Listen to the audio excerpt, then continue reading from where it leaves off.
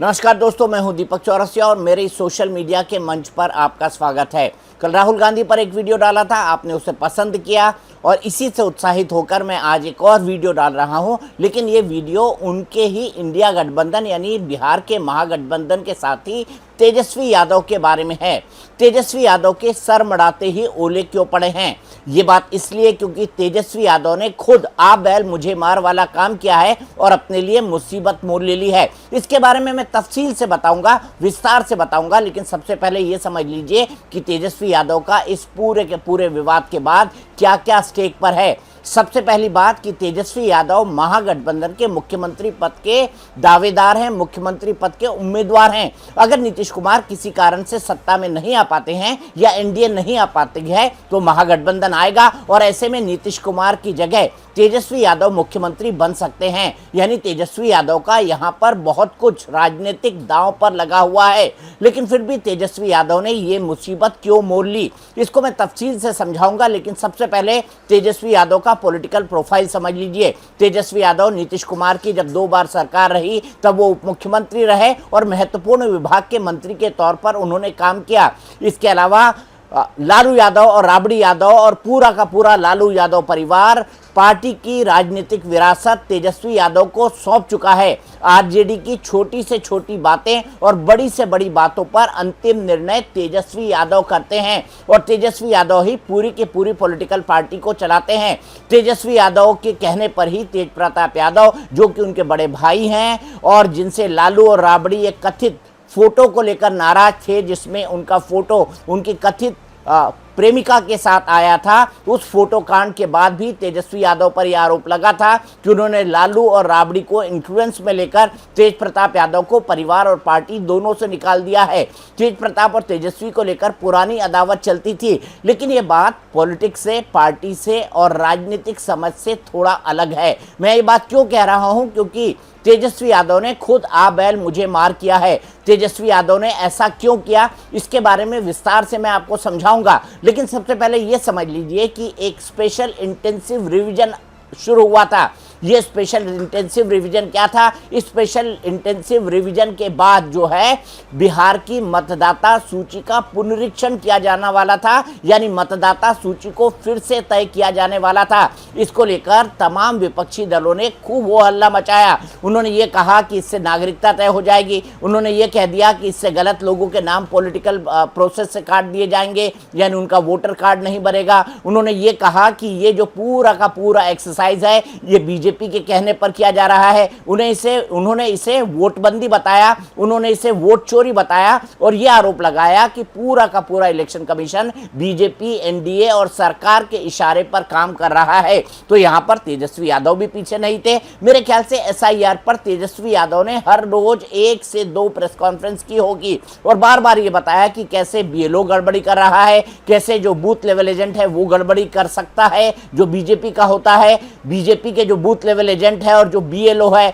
वो सरकार के साथ मिलकर काम कर रहे हैं, यानी जानबूझकर आरजेडी, कांग्रेस गठबंधन या महागठबंधन है उनके वोट काटे जा रहे हैं। यह भी कहा गया कि इस प्रोसेस से गरीबों और मजलूमों के वोट काटे जाएंगे। यह भी कहा गया कि इस प्रोसेस में केवल उन लोगों को निशाना बनाया जाएगा जो कि महागठबंधन के वोटर हैं। हालांकि इलेक्शन कमीशन ये कैसे पता लगेगा कि जिसका वोट कट रहा है उस वोट में कौन एनडीए का है और कौन महागठबंधन का है। लेकिन राजनीति जब आरोप लगाना शुरू करती है तो न सर देखती है न पैर देखती है। हर तरह के आरोपों की भरमार हो जाती है, हर तरह के आरोपों की बौछार हो जाती है। और इसके बाद 1 अगस्त को विशेष पुनरीक्षण खत्म हुआ, यानी स्पेशल इंटेंसिव रिवीजन खत्म हुआ। उसके बाद पूरी की पूरी वोटर आई कार्ड की जो वोटर कार्ड्स हैं, यानी जो मतदाता सूची है वो पूरी की पूरी सामने आई। लगभग 65 लाख लोगों के वोट काटे गए। ये वो लोग थे जो यहां से शिफ्ट कर गए या जिनका नाम मतदाता सूची में 2 जगह था या जिनकी मृत्यु हो गई। हालांकि विपक्ष ने इस पर भी सवाल उठाए। उन्होंने कहा कि जानबूझकर ऐसे लोगों के नाम काटे जा रहे हैं। हालांकि इलेक्शन कमीशन ने कहा था कि इस पर 1 महीने का वक्त है। अगर किसी व्यक्ति का नाम गलती से कटा है तो वो जाकर इलेक्शन कमीशन के पास संपर्क कर सकता है। उसके लिए तमाम वेबसाइट्स के नंबर दिए गए, उसके साथ बीएलओ और बीएलए से संपर्क करने की बात की गई और नहीं कहा गया तो आप इलेक्शन रिटर्निंग ऑफिसर यानी ईआरओ से जाकर जाकर मिलकर भी अपनी इस बात को साबित कर सकते हैं कि मैं जीवित हूं या मेरा वैलिड वोट इस जो बूथ संख्या पर है और मेरे वोट को फिर से बनाया जाए। इसके बाद इनके वोट को फिर से बनाया जाएगा। लेकिन क्या होता है, विरोध करते करते हम कभी कई कदम आगे चले जाते हैं। ऐसा ही विरोध करते करते तेजस्वी यादव भी कई कदम आगे चले गए। उन्होंने एक इपिक नंबर डाला। अब इपिक नंबर मैं आपको बता दूं, इसका जब फुल फॉर्म सुनेंगे ना आप, तो आप भी सुनकर हैरान हो जाएंगे, क्योंकि हम इसे वोटर आईडी कार्ड की संख्या कहते हैं, लेकिन टेक्निकल लैंग्वेज में इसे इपिक नंबर कहा जाता है। तेजस्वी यादव ने अपना इपिक नंबर डाला। तेजस्वी यादव के पास जो इपिक नंबर था, जिसके आधार पर उन्होंने 2024 के लोकसभा चुनाव में वोट किया था, उन्होंने उस इपिक नंबर को डाला। उसके बाद डाटा नॉट फाउंड ये लिखकर आया और तेजस्वी यादव ने हल्ला मचाना शुरू कर दिया कि उनका वोट तो बना ही नहीं। यानी वो SIR यानी स्पेशल इंटेंसिव रिवीजन में जिस घपलेबाजी, जिस घोटालेबाजी, जिस धांधलेबाजी का जिक्र कर रहे थे, वो उनके वोट न बन पाने से साफ है। तेजस्वी यादव ने उस वक्त क्या कहा था, खुद समझ लीजिए। ये एप्लीकेशन है, मेरा भी नहीं है, हम चुनाव कैसे लड़ेंगे? अभी तो देखिए, ये चुनाव आयोग का एप्लीकेशन है और मेरा EPIC नंबर हमने इसमें डाला है। EPIC नंबर अगर आप चाहें तो हम बता भी दें।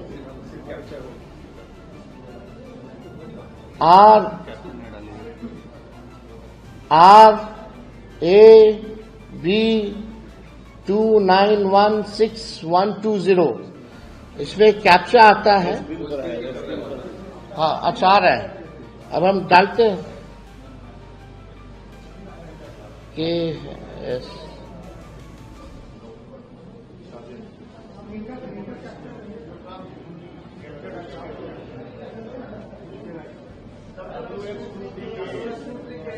WNRN। अच्छा, उसमें दूसरा चल रहा है।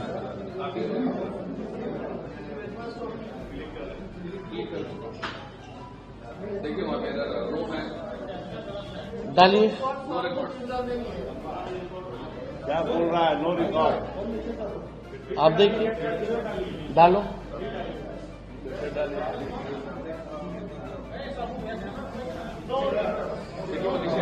क्या नीचे लिख रहा है? देखिए, no record. What does it mean?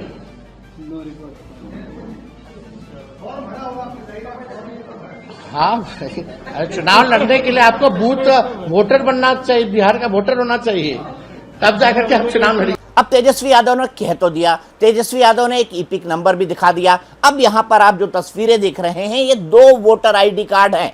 एक उनका जो असली वाला है वो है और एक उनका जो नकली वाला है वो है। दोनों में अलग अलग इपिक नंबर दिखाई पड़ रहे हैं और यही इपिक नंबर को बताने के बाद तेजस्वी यादव फंस गए। ये दोनों कार्ड आप देख रहे हैं, सबूत के तौर पर ये दोनों कार्ड मैं आपको दिखा रहा हूं। ये दोनों वोटर कार्ड पर अब इलेक्शन कमीशन ने जांच बिठा दी है, क्योंकि दो वोटर आईडी कार्ड रखना ये कानूनन अपराध है। इसमें सजा भी हो सकती है, इसमें जुर्माना भी हो सकता है, इसमें दोनों भी हो सकता है और अगर इलेक्शन कमीशन चाहे तो आपको चुनाव लड़ने से भी वंचित कर सकता है। तो इसको कहते हैं ना, सर मुड़ाते ही ओले पड़े। तेजस्वी यादव यहां पर डेढ़ शाने बनने गए थे। डेढ़ शाने हमारे इंदौर का शब्द है। जब कोई आदमी अपने आप को समझदार से ज्यादा समझदार समझता है ना, कि मैं बहुत ज्यादा समझदार हूं, और वो 1.5 गुना समझदारी दिखाता है, तो इसी तरह की मूर्खतापूर्ण गलतियां करता है। अब इपिक नंबर क्या होता है, इसका फुल फॉर्म सुन लीजिए। इपिक नंबर क्या होता है मैं आपको समझाता हूं। मेरा इपिक कार्ड अगर मेरे हाथ में होता तो मैं आपको दिखाता, लेकिन मेरा वोटर आईडी कार्ड इस वक्त मेरे हाथ में नहीं है, तो मैं दिखा नहीं पा रहा हूं। आप अपना वोटर आईडी कार्ड उठा के देखिएगा और इस वोटर आईडी कार्ड के अंदर एक 10 अंकों का एक नंबर लिखा होगा। उसमें कुछ अंग्रेजी के अल्फाबेट हो गए, अंग्रेजी के अल्फाबेट के अलावा उसके अंदर कुछ न्यूमेरिकल होंगे। इसे इपिक नंबर कहा जाता है और इस इपिक नंबर का फुल फॉर्म है इलेक्शन फोटो आइडेंटिटी कार्ड। यानी जो वोटर आईडी है वही इपिक है, यानी election photo identity card.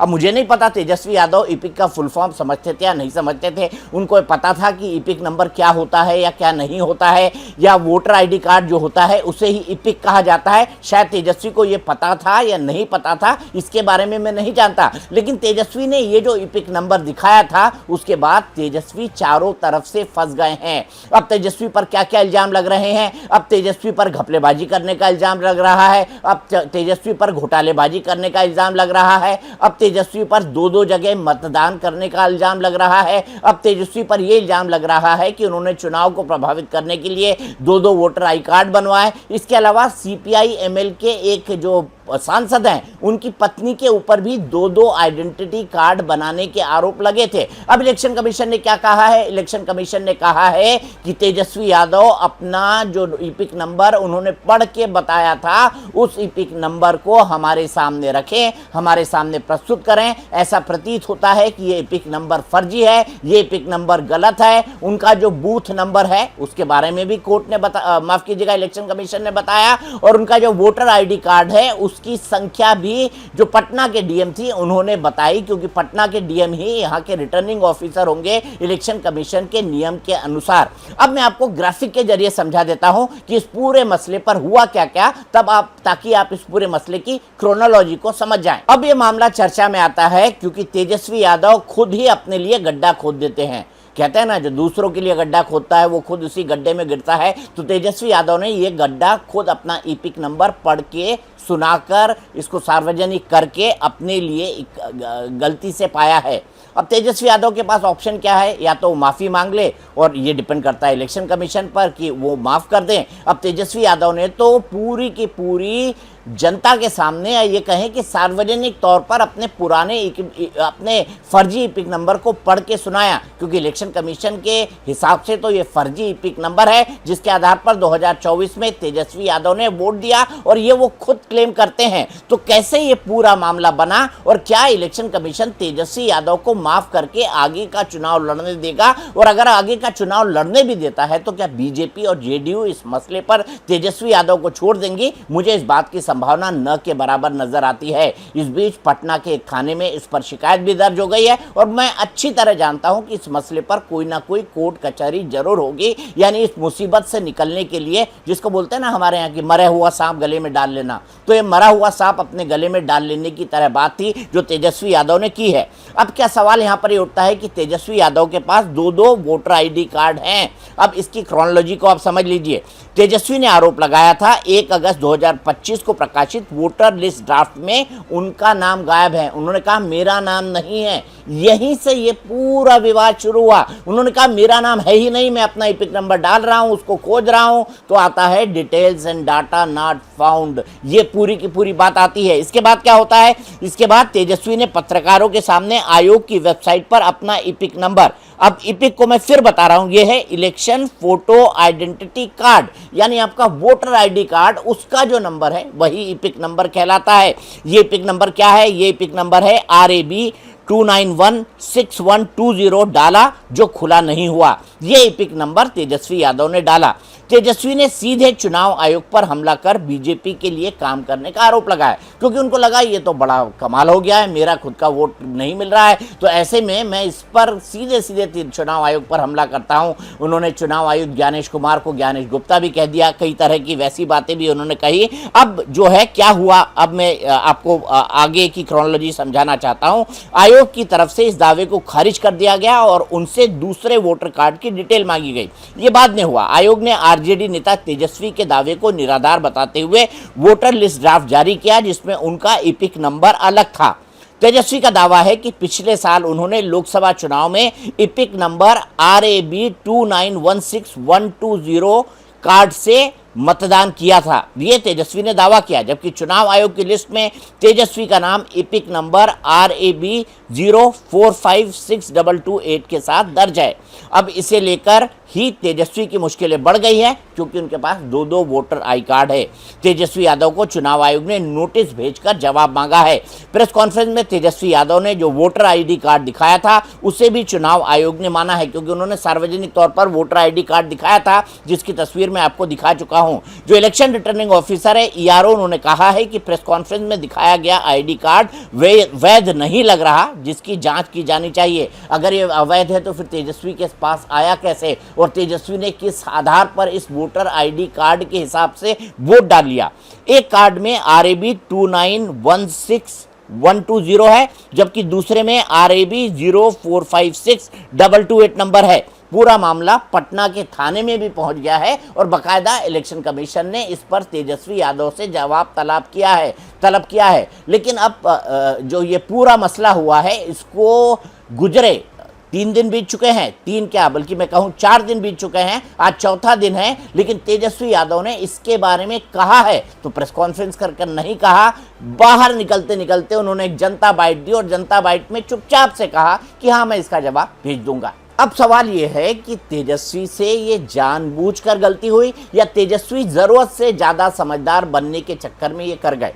Tejashwi Yadav की शिक्षा पर हर कोई सवाल उठाता रहा है, हमेशा ये कहता रहा है कि तेजस्वी यादव ने प्राइमरी स्कूल तक नहीं पढ़ी। तेजस्वी यादव क्रिकेट खेलने लग गए, हालांकि क्रिकेट भी वो कितना खेले इसको लेकर कई तरह के सवाल उनके विपक्षी पार्टी के लोग उठाते रहते हैं, मैं उसमें नहीं जाना चाहूँगा। लेकिन तेजस्वी क्या चुनाव प्रक्रिया की जटिलता, क्या इलेक्शन कमीशन के कामकाज, क्या पार्टियों के अंदर जो डेमोक्रेसी होती है उसको, क्या गवर्नेंस के काम को, क्या चुनाव आयोग जिस तरह से स्पेशल इंटेंसिव रिवीजन कर रहा था उसको, क्या इपिक नंबर की असलियत को, इन तमाम चीज़ों को तेजस्वी समझते थे। मुझे डाउट है, मुझे ये डाउट इसलिए लगता है क्योंकि इपिक नंबर के बारे में ये जो हकीकत है कि इपिक नंबर क्या होता है, इसको देखने के लिए मुझे खुद सर्च करना पड़ा, क्योंकि ये बहुत टेक्निकल विषय है। इलेक्शन कमीशन का जो भी काम होता है वो बहुत टेक्निकल होता है और टेक्निकल के साथ इलेक्शन कमीशन जो जो काम करता है वो कागज पर पूरे करता है। ये ठीक उसी तरह का काम होता है जिस तरह से किसी थाने में किया जाता है,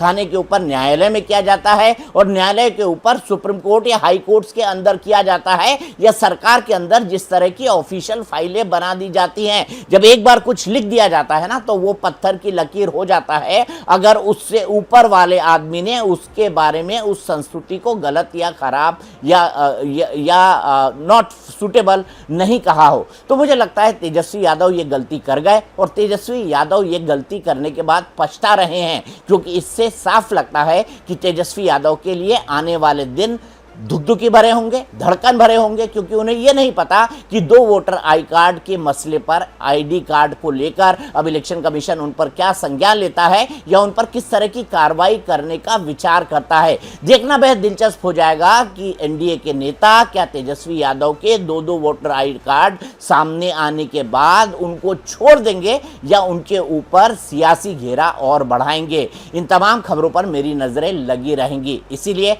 आज के लिए मेरे इस वीडियो में इतना ही। शुभ रात्रि। लेकिन जरूर चलते चलते कहना चाहूंगा, अधिक लाइक कीजिए, सब्सक्राइब कीजिए, शेयर कीजिए और साथ ही साथ जो है मेरे उत्साह को इसी तरह बढ़ाते रहिए।